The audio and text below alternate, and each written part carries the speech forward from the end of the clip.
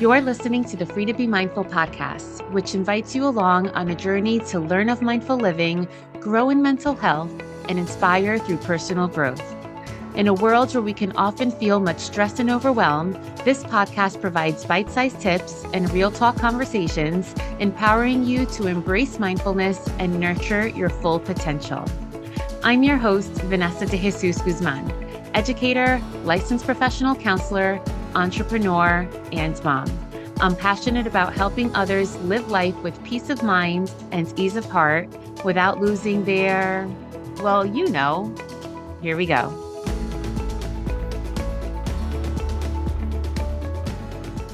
Hello and welcome to episode 194 of the Free to Be Mindful podcast. I hope that you're feeling good, looking good, and doing better in this world than you were yesterday. So when I really stop and pause, it's wild to think that in 20 years, I've had 3 different careers. I'm now a podcast host, professional speaker, licensed therapist, and entrepreneur, and I do put those all in one bucket. And prior to this, I was a middle school counselor for 14 years, where every day was an adventure in middle school. And prior to that, I was a tenured second grade teacher of 4 years. And all of these school experiences were in New Jersey public schools. I mention this because Teacher Appreciation Week in the United States is this year, May 6th to May 10th, and it's quickly approaching us. And as it does come up, I want to take a moment to recognize all of the amazing efforts that teachers put in and day out in how they show up for their students. They're always committed to inspire their students to learn more, to pursue their passions, to help them develop the skills that they need to grow in various ways, ranging from cognitive, practical, and emotional, and even social. Being that that's where I started my career and I specialize still in working with kids and with moms, my heart will always hold a special place for educators.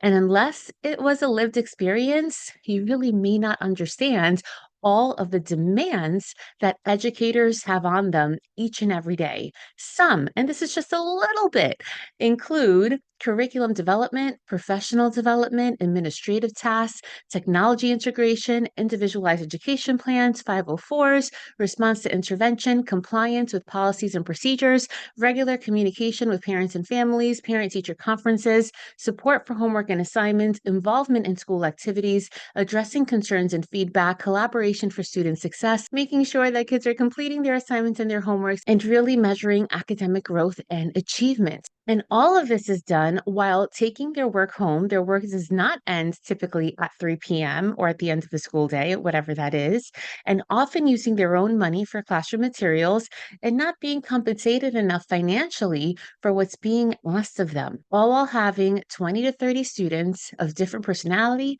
developmental needs, and different learning styles to cater to.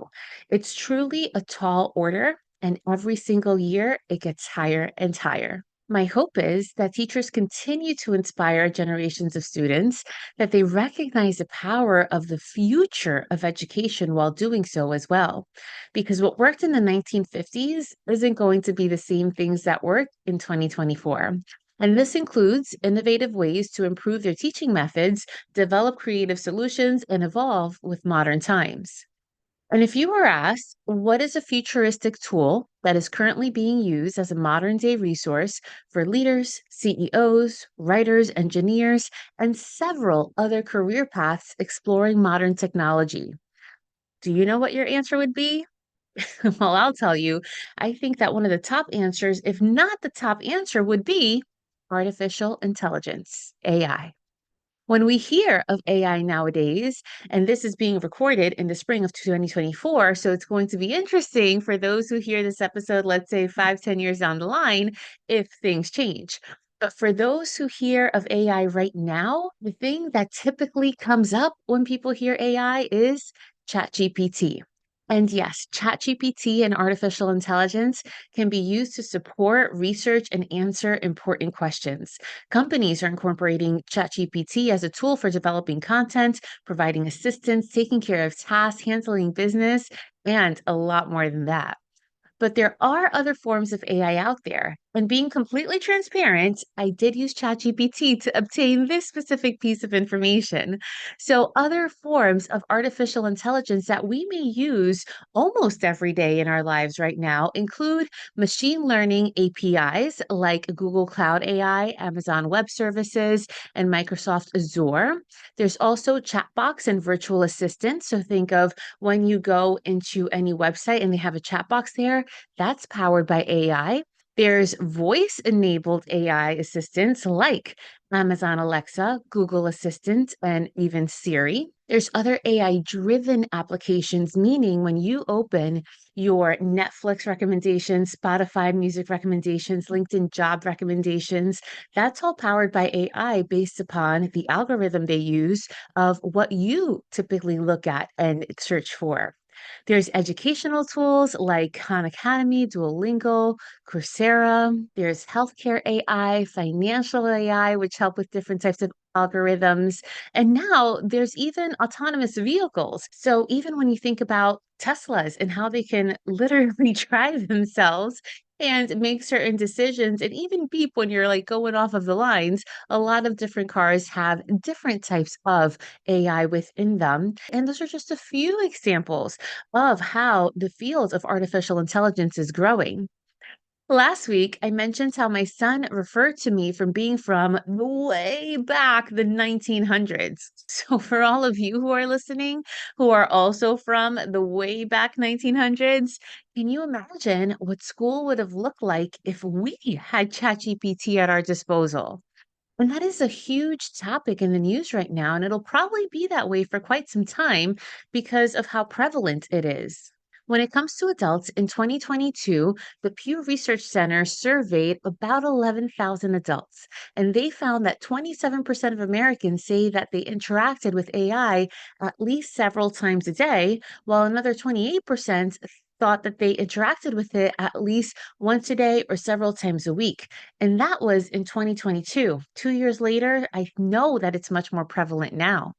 And just earlier this month, it was a topic on Good Morning America, where they interviewed high school students asking them if using ChatGPT as a resource was considered cheating or not. So we can see that in terms of education, learning now looks super different than it did when we were kids. There's technical advances in all different areas. Obviously, we went from actual classrooms to virtual classrooms and remote learning and back. And the advanced use of videos and other features in classrooms lends itself again to really speak to outside forms of traditional learning styles. But how much of this influence is good, and how much for it should we be careful or concerned about? Let's start looking at the benefits of AI, which obviously we can think of a ton. The digitalization can help with convenience, efficiency, accessibilities. Really, it makes things easier by creating a streamlined process and an outlet that values our time and can cut the time that it usually takes us to do certain things. So, as a result, it really gives back our time to focus on our efforts and other initiatives, which is why, personally, I don't think that AI will replace other jobs because we still need a human brain to see how this information fits in on whatever that end goal is. AI also helps with everyday support, like customer support, tech issues, or things that require around the clock responses. AI also helps with the support that's sometimes needed around the clock when people are searching for customer support or tech issues. It's robots that are really answering those questions before anyone can even get to a human. You also do get a lot of personalization. You get to have analytics that really shape your content and data for you. For example, if you're looking for a certain product or a type of resource, you can play around with the tools to see what works for you. And even Amazon say, well, how about this and how about that, just to show you different offerings. So AI does have the ability to transform a wide range of platforms and help people learn better and have more things at their disposal. But of course, for every benefit, there's also costs that we have to keep in mind. There's a reliance on AI, maybe a little bit too much, because sometimes it can take away from our own skills that we build on that can lead to a lack of knowledge, interest, or even imposter syndrome. We then can become dependable on getting the answers instead of investing our own time to truly learn them. There's also some privacy concerns. It's important to remember that AI operates with collecting data, and privacy issues are a rising concern for those looking into AI, whether it be an issue of safety, access, or even incorrect information. It can also bring a lack of creativity. Imagine authors, filmmakers, or any person that uses their own creativity for inspiration and things that come from their own minds, if they're being inspired by other places, is it really going to jade the way that creativity comes from in the future? And my biggest concern is the lack of connection. One of the strongest assets that we have is actually being human. And that includes being empathetic, making mistakes, spreading love, tuning into our emotions, discovering new opportunities, and building relationships. No matter how advanced technology is, it's really not a replacement for humans. And it's important to remember that our quirks and our experiences are the things that really make us us. So it's important to recognize that yes, AI definitely has its benefits, but it shouldn't be the only solution for the things moving forward.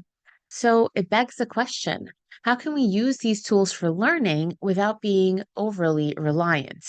Well, that's where mindfulness comes in, and it starts always with that self awareness. Our self awareness helps to provide ourselves guidance and others guidance so that we can really use that and our intuition to make the decisions that are best for us.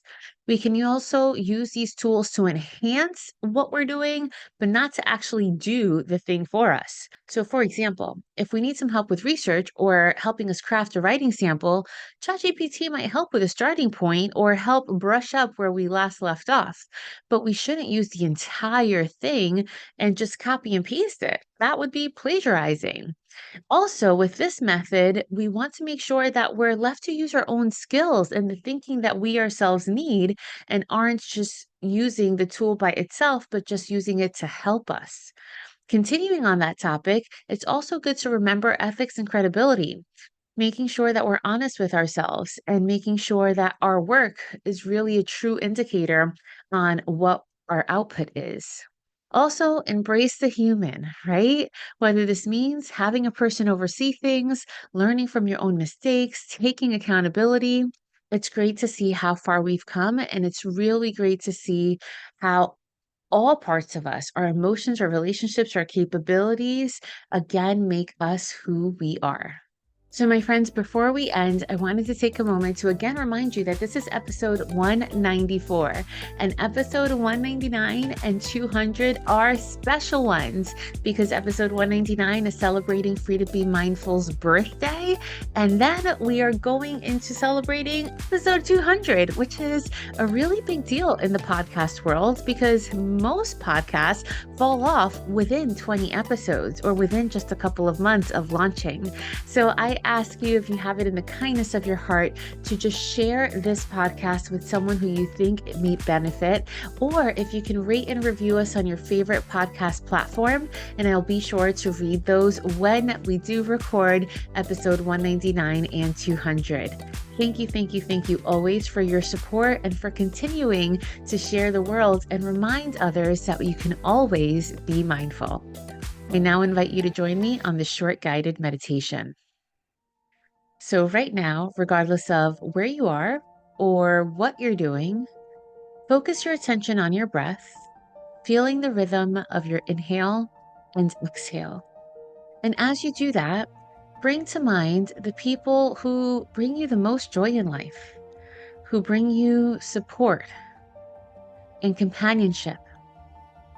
Picture them in your mind's eye, each with their unique presence. Reflect on the ways in which these people and these connections enrich your life. Consider the moments of laughter, of understanding, and of shared experiences that make you feel seen, heard, and valued.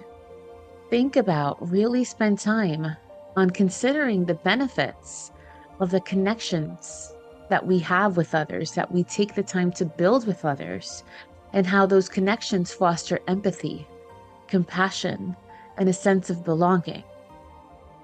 Through our interactions with one another, we learn to grow as people, hopefully to inspire others and find meanings in our lives and in theirs. Allow yourself to take time on a regular basis to appreciate the diversity of perspectives and experiences that others bring into your life, knowing that each connection offers an opportunity for learning and for personal growth. And as you continue to take a few last deep breaths, know that you always have a choice to commit to these connections, to nurture and to cherish these connections. And the more that we pour into them, the more that they enrich our lives. And as always, remember, friends, in a world where you are free to be anything that you want to be, you are always free to be mindful. Catch you next week.